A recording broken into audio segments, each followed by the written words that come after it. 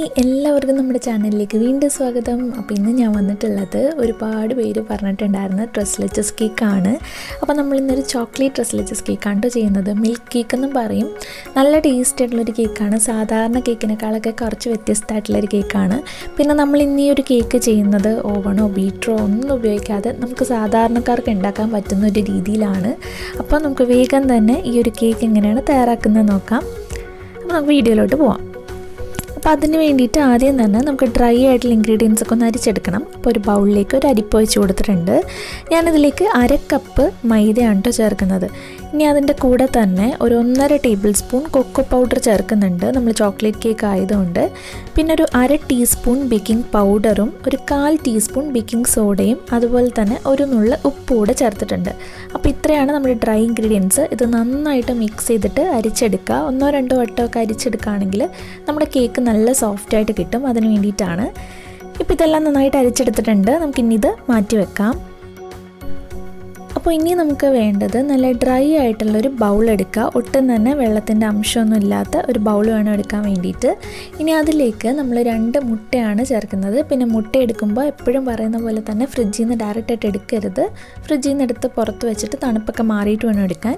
ഇനി ഞാനിവിടെ ഇതുപോലൊരു വിസ്ക്കാണ് ഉപയോഗിക്കുന്നത്. വിസ്ക് വെച്ചിട്ട് നന്നായിട്ട് ബീറ്റ് ചെയ്ത് കൊടുക്കുക. നിങ്ങളുടെ അടുത്ത് ബീറ്റർ ഉണ്ടെങ്കിൽ ബീറ്റർ ഉപയോഗിച്ചോളൂ കേട്ടോ.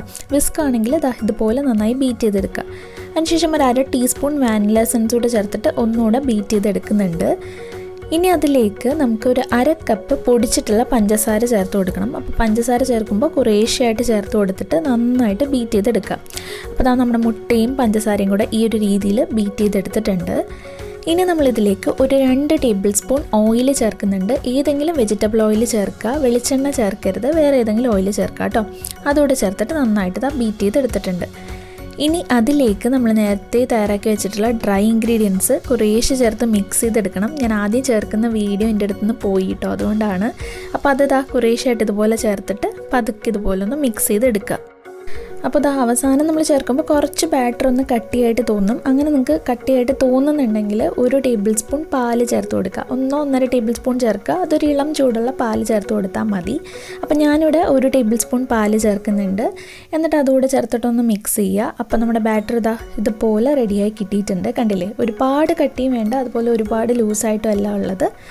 ഇനി നമ്മുടെ കേക്ക് ടിൻ റെഡിയാക്കിയിട്ടെടുക്കണം. അപ്പോൾ അതിന് വേണ്ടിയിട്ട് നമ്മൾ കുറച്ച് എണ്ണ ഒന്ന് തേച്ചിട്ട് ഒരു ബട്ടർ പേപ്പർ വെച്ച് കൊടുക്കുന്നുണ്ട്. ഇത് ആദ്യമേ ചെയ്ത് വെക്കണം കേട്ടോ. നമ്മൾ കേക്കിൻ്റെ ബാറ്റർ തയ്യാറാക്കുന്നതിന് മുന്നേ തന്നെ കേക്ക് ടിൻ റെഡിയാക്കിയിട്ട് വെക്കുക.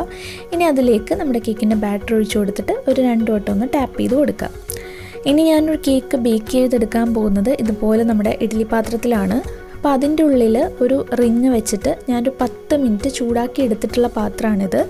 അതിൻ്റെ ഉള്ളിൽ വെച്ചിട്ട് നമ്മളിത് അടച്ചിട്ട് ഒരു 30 മിനിറ്റ് ലോ ഫ്ലെയിമിൽ വേണം നമ്മൾ കേക്ക് വേവിച്ചിട്ടെടുക്കാൻ വേണ്ടിയിട്ട്.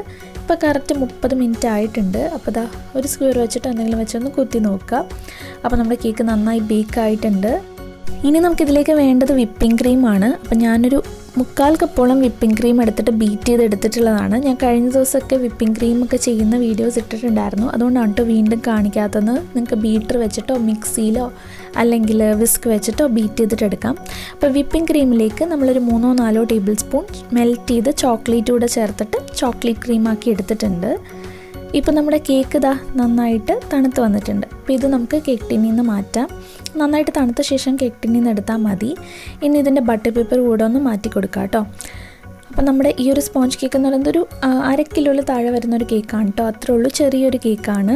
അപ്പോൾ അത് നല്ല സോഫ്റ്റ് ആയിട്ടുള്ള ചോക്ലേറ്റ് സ്പോഞ്ചാണ്. ഇനി നമുക്ക് തയ്യാറാക്കാനുള്ളത് ഇതിന് വേണ്ടിയിട്ട് പ്രധാനമായിട്ടുള്ള നമ്മുടെ ആ ഒരു ക്രീമാണ്, മിൽക്ക് ക്രീം. അപ്പോൾ അതിന് വേണ്ടിയിട്ട് ഒരു 1/2 കപ്പ് നല്ല തിളപ്പിച്ചിട്ടുള്ള പാല് ചേർക്കുന്നുണ്ട്. അതിൻ്റെ കൂടെ തന്നെ 1/4 കപ്പോളം കണ്ടൻസ്ഡ് മിൽക്ക്, അതായത് മിൽക്ക് മീഡാണ്. ഇത് നമുക്ക് വീട്ടിൽ തന്നെ തയ്യാറാക്കിയിട്ടെടുക്കാം. പിന്നെ നമുക്കിതിലേക്ക് വേണ്ടത് ക്രീമാണ്. നിങ്ങൾക്ക് ഫ്രഷ് ക്രീമോ അല്ലെങ്കിൽ നമ്മുടെ വിപ്പിംഗ് ക്രീം തന്നെയോ ചേർത്ത് കൊടുക്കാം. അത് ഒരു 1/4 കപ്പല്ല കേട്ടോ, ഒരു 1/3 കപ്പ് ചേർത്തിട്ടുണ്ട്. അല്ലെങ്കിൽ 1/2 കപ്പ് വരെ ചേർക്കാം. പിന്നെ നമ്മൾ ചോക്ലേറ്റ് കേക്ക് ആയതുകൊണ്ട് തന്നെ ഒരു 2-3 ടേബിൾ സ്പൂൺ ചോക്ലേറ്റ് മെൽറ്റ് ചെയ്തതുകൂടെ ചേർക്കുന്നുണ്ട്. അപ്പോൾ ഇതാണ് നമ്മുടെ ഈ ഒരു മിൽക്ക് ക്രീം എന്ന് പറയുന്നത്. ഇതാണ് ഈ ഒരു കേക്കിൻ്റെ പ്രത്യേകത. അപ്പോൾ സാധാരണ കേക്കിൽ നിന്ന് വ്യത്യസ്തമാക്കുന്നത് ഈ ഒരു ക്രീം നമ്മൾ ചേർക്കുന്നതുകൊണ്ടാണ് കേട്ടോ. അതായത് 3 തരത്തിലുള്ള പാലിൻ്റെ ഈ ഒരു മിക്സ്. ഇനി നമ്മൾ ഈ ഒരു കേക്ക് ഞാനൊരു കേക്ക് ടിന്നിലേക്ക് തന്നെ ഇറക്കി വെക്കുന്നുണ്ട്. കാരണം ഈ ഒരു പാൽ ഒഴിച്ചു കൊടുക്കാൻ വേണ്ടിയിട്ടുള്ള സൗകര്യത്തിന് വേണ്ടിയിട്ടാണ്. ഇതിലല്ലെങ്കിൽ നിങ്ങൾക്ക് ഏതെങ്കിലും പാത്രത്തിൽ വെച്ച് കൊടുത്താലും മതി. എന്നിട്ട് നമ്മളൊരു ഫോർക്ക് വെച്ചിട്ടോ എന്തെങ്കിലും വെച്ചിട്ടൊന്ന് കുത്തി കൊടുക്കുക. ഒരു കത്തി വെച്ചിട്ടാണെങ്കിൽ ഒന്ന് നന്നായിട്ട് എല്ലായിടത്തും ഹോളാക്കിയിട്ട് കൊടുക്കുക. കാര്യം നമ്മൾ ഈ ഒരു ക്രീം ഇതിലേക്ക് ഒഴിക്കുന്ന സമയത്ത് നന്നായിട്ട് അതിൻ്റെ ഉള്ളിലേക്കെല്ലാം ഇറങ്ങാൻ വേണ്ടിയിട്ടാണ്. എന്നിട്ട് നമ്മൾ ഈ ഒരു ചോക്ലേറ്റ് ക്രീം ഉണ്ടല്ലോ, ചോക്ലേറ്റ് ഈ ഒരു പാലിൻ്റെ മിക്സ് അത് നമുക്കിതിലേക്ക് ഒഴിച്ചു കൊടുക്കാം. അപ്പോൾ ഞാനൊരു കുറച്ച് ഭാഗം മാറ്റി വെച്ചിട്ടുണ്ട്. ബാക്കിയെല്ലാം നമ്മളിപ്പോൾ ഈ ഒരു കേക്കിലേക്ക് ഒഴിച്ചിട്ടുണ്ട്. അപ്പോൾ കേക്കിലേക്ക് ഒഴിച്ച ശേഷം ഇതൊരു അരമണിക്കൂറൊന്ന് ഫ്രിഡ്ജിൽ വെക്കാം കേട്ടോ. ഇപ്പോൾ ഇതൊന്ന് ഫ്രിഡ്ജിൽ വെച്ചിട്ട് ഒന്ന് സെറ്റാക്കി എടുക്കുമ്പോൾ അതിൽ ആ ഒരു നമ്മൾ ഒഴിച്ച ക്രീമൊക്കെ ഇറങ്ങിയിട്ട് നമ്മുടെ കേക്ക് നല്ല സോഫ്റ്റായിട്ട് കിട്ടും കേട്ടോ. ഇപ്പോൾ അത് കഴിഞ്ഞിട്ട് ഞാൻ എടുത്തിട്ടുള്ളതാണ്. ഇനി നമുക്കിതിലേക്ക് നമ്മൾ നേരത്തെ റെഡിയാക്കി വെച്ചിട്ടുള്ള നമ്മുടെ ചോക്ലേറ്റ് ക്രീം തേച്ച് കൊടുക്കുക. അപ്പോൾ ഒരു ക്രീമൊക്കെ നിങ്ങൾക്ക് ഇഷ്ടമുള്ള അളവിലൊക്കെ ഇടാം കേട്ടോ. അതുപോലെ ഇങ്ങനെ തന്നെ ചെയ്യണം എന്നില്ല. നിങ്ങൾക്ക് വേണമെങ്കിൽ പൈപ്പിംഗ് ബാഗിൽ വെച്ചിട്ട് അങ്ങനെ വേണമെങ്കിൽ ഡെക്കറേറ്റ് ചെയ്തെടുക്കാം. അതൊക്കെ നിങ്ങളുടെ ഇഷ്ടമുള്ള രീതിയിൽ ചെയ്യാം കേട്ടോ. അപ്പോൾ ഞാനിവിടെ കുറച്ച് ക്രീം ഇതുപോലെ തേച്ച് കൊടുത്തിട്ട് ഒരു കാർഡ് വെച്ചിട്ടോ എന്തെങ്കിലും വെച്ചിട്ട് അതൊന്ന് ലെവൽ ചെയ്ത് കൊടുക്കുക. അപ്പോൾ നമ്മുടെ ഇതുപോലെ പഴയ ATM കാർഡൊക്കെ ഉണ്ടെങ്കിൽ നന്നായിട്ട് ലെവൽ ചെയ്ത് കൊടുക്കാനായിട്ട് പറ്റും. ഇപ്പോൾ ഇങ്ങനെ ചെയ്തെടുത്തിട്ട് ഒന്നുകൂടെ നമുക്ക് ഈ ഒരു കേക്ക് ഒന്ന് ഫ്രിഡ്ജിൽ വെച്ചിട്ടൊന്ന് സെറ്റ് ചെയ്തെടുക്കാം. അപ്പോൾ ആ ഒരു ക്രീമായിട്ട് നല്ല സെറ്റായിട്ട് കിട്ടും. അപ്പോൾ ഒന്നുകൂടെ ഒന്ന് ഫ്രിഡ്ജിൽ വെച്ചിട്ട് എടുത്ത ശേഷം നമുക്കിനി ഇതൊരു പ്ലേറ്റിലേക്ക് മാറ്റാം. എന്നിട്ട് നിങ്ങൾക്കിത് ഇഷ്ടമുള്ള രീതിയിൽ ഇനി മേളിലത്തെ ഡെക്കറേഷൻസൊക്കെ ചെയ്തിട്ട് എടുക്കാം. വേണമെങ്കിൽ ഇങ്ങനെ തന്നെ എടുക്കാം. അല്ലെങ്കിൽ ഞാനിപ്പോൾ കുറച്ച് മെൽറ്റ് ചെയ്ത ചോക്ലേറ്റ് ബാക്കിയുണ്ടായിരുന്നു. അപ്പോൾ അതൊരു ചെറിയൊരു എന്തെങ്കിലും ഒരു കവറിലേക്ക് ഇട്ടിട്ട് പൈപ്പിംഗ് ബാഗ് ഒന്നും വേണമെന്നില്ല കേട്ടോ. നമ്മുടെ സാധാരണ പാൽ വാങ്ങുന്ന കവറിലാണെങ്കിലും ഇട്ടിട്ട് ഇതുപോലെ ഒന്ന് ഡെക്കറേറ്റ് ചെയ്ത് കൊടുക്കുക. അതുപോലെ കുറച്ച് ഗ്രേറ്റ് ചെയ്ത ചോക്ലേറ്റ് അതിൻ്റെ മുകളിലായിട്ട് ഇട്ട് കൊടുക്കുന്നുണ്ട്. അപ്പോൾ നമുക്ക് എല്ലാവർക്കും ചെയ്യാൻ പറ്റുന്ന ഒരു സിമ്പിൾ ഡെക്കറേഷനാണിത്. വേറെ ഒരുപാട് ടൂൾസോ കാര്യങ്ങളോ ഒന്നും വേണ്ട. അപ്പോൾ ഇത്രേ ഉള്ളൂ, നമ്മുടെ കേക്ക് റെഡി ആയിട്ടുണ്ട്. ഇനി ഈ ഒരു കേക്ക് ഒന്നുകൂടെ ഒന്ന് ഫ്രിഡ്ജിൽ വെച്ചിട്ട് ഒന്ന് തണുപ്പിച്ചിട്ട് എടുത്താൽ മതി. അത്രേ ഉള്ളൂ. അപ്പോൾ നമ്മുടെ ട്രെസ് ലെച്ചസ് കേക്ക്, നമ്മുടെ ചോക്ലേറ്റ് ട്രെസ് ലെച്ചസ് കേക്ക് റെഡി ആയിട്ടുണ്ട്. അല്ലെങ്കിൽ മിൽക്ക് കേക്ക് എന്നൊക്കെ പറയാം. അപ്പോൾ ഇത്രേ ഉള്ളൂ. ഈ ഒരു കേക്ക് തയ്യാറാക്കാനായിട്ട് എളുപ്പമല്ലേ, അതുപോലെ തന്നെ കഴിക്കാനും നല്ല ടേസ്റ്റ് ആയിട്ടുള്ളൊരു കേക്കാണ്. ഞാനിതൊന്ന് കട്ട് ചെയ്ത് കാണിച്ചു തരാം. നല്ല സോഫ്റ്റാണ്. കാര്യം ആ ഒരു ക്രീമൊക്കെ ഒഴിച്ചിട്ട് കേക്കൊക്കെ നല്ല സോഫ്റ്റായിട്ടാണ് ഉള്ളത്.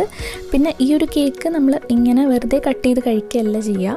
നമ്മൾ നേരത്തെ തയ്യാറാക്കിയിട്ടുള്ള ആ ഒരു ക്രീമിൻ്റെ കുറച്ച് ഭാഗം മാറ്റി വെച്ചു എന്ന് പറഞ്ഞില്ലേ, അതുകൂടെ ഒഴിച്ചിട്ടാണ് നമ്മൾ ഈ ഒരു കേക്ക് കഴിക്കേണ്ടത്. അപ്പോൾ അതുപോലെ ഒരു പീസ് കേക്ക് വെച്ചിട്ട് നമ്മൾ ആ ഒരു കുറച്ച് ക്രീം കൂടെ ഒഴിച്ചു കൊടുക്കുക. എന്നിട്ട് അതുകൂടെ ചേർത്തിട്ട് അങ്ങ് കഴിക്കുക കേട്ടോ. അപ്പോഴാണ് ഈ ഒരു കേക്കിൻ്റെ കറക്റ്റ് ടേസ്റ്റ് കിട്ടുക.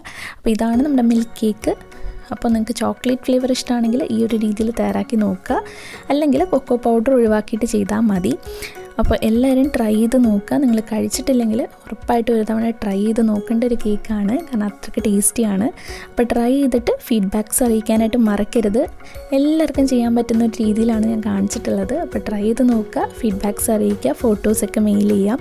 അപ്പോൾ ചാനൽ ഇഷ്ടമായിട്ടുണ്ടെങ്കിൽ നിങ്ങൾ സബ്സ്ക്രൈബ് ചെയ്യാനും മറക്കരുത്. സബ്സ്ക്രൈബ് ബട്ടണും തൊട്ടടുത്തുള്ള ബെല്ലൈക്കണും ക്ലിക്ക് ചെയ്യുക കേട്ടോ. അതുപോലെ വീഡിയോ ഇഷ്ടമായിട്ടുണ്ടെങ്കിൽ ലൈക്ക് ചെയ്യുക. ഫ്രണ്ട്സും ഫാമിലിയൊക്കെ ആയിട്ട് ഷെയർ ചെയ്യാനും മറക്കരുത്. നെക്സ്റ്റ് വീഡിയോയിൽ കാണാം. താങ്ക്